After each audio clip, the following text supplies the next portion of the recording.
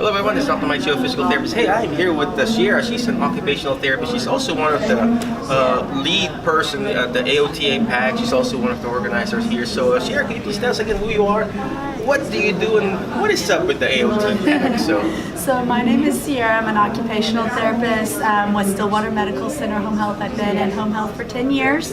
I got very interested in 2021 with legislation when OT was finally allowed to open Oasis Startup Cares, and realized that that initial assessment was pretty much my whole OT eval, and we were just now being allowed to do it. So ended up getting really involved, and within like a 2-month period went from not being involved in my state or national association to being the Oklahoma representative to AOTA, part of AOT PAC ambassadors, and speaking one-on-one with lobbyists with AOTA, specifically on making OT a qualifying service within home health.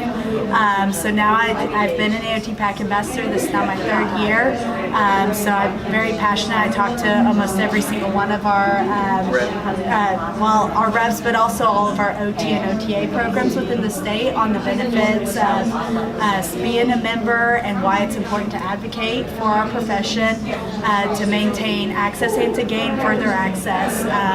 For me, it was something where I got frustrated with this. I couldn't, I'm still not able to really market in Medicare Part A home health for just OT, because then physicians start saying like, oh, I'm going to refer you to OT for home health just for OT, and then we have to be like, gotta order another profession too.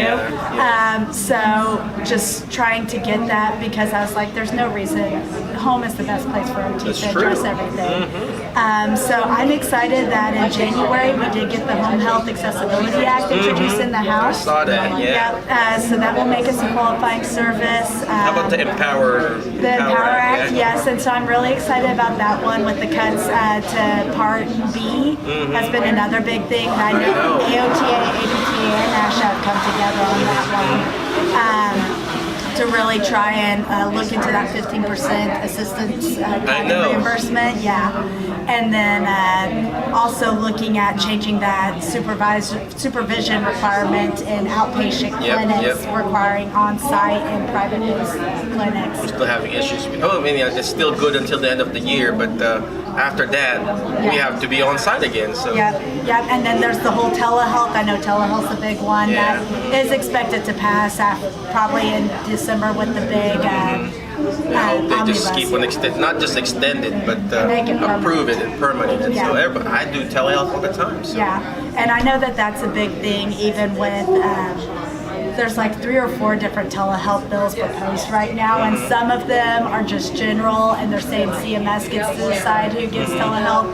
There's a couple that both AOTA and APTA really focus on that specifically name all the different disciplines, including OT, PT, all that can provide telehealth. So I know that they've been busy with that.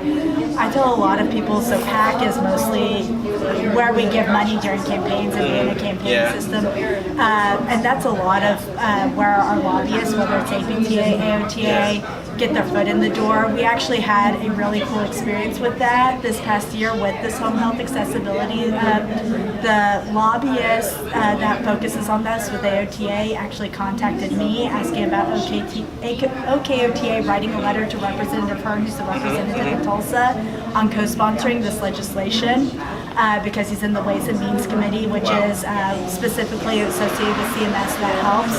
So I wrote a letter with OKOTA signature and everything on there, asking them. So the lobbyist was able to meet with his staffers with that, met with them several times.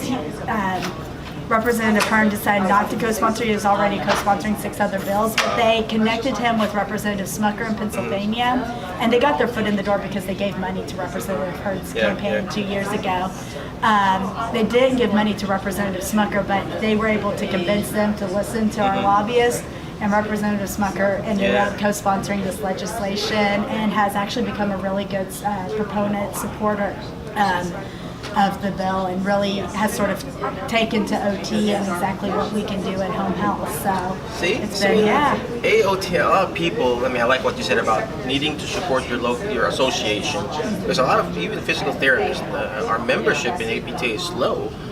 And I'm assuming AOTA is probably low too. Yeah. We need to support our association, specifically the PAC, Political Action Committee, because you can do everything on your own. You can go there, do your own self, but these are the group of people that are actually going there, and we need to support our association that way because they're already organized versus you trying to do it on your own. It's difficult, I don't want to do it myself. We'll just support our association, and then they will do the footwork for us.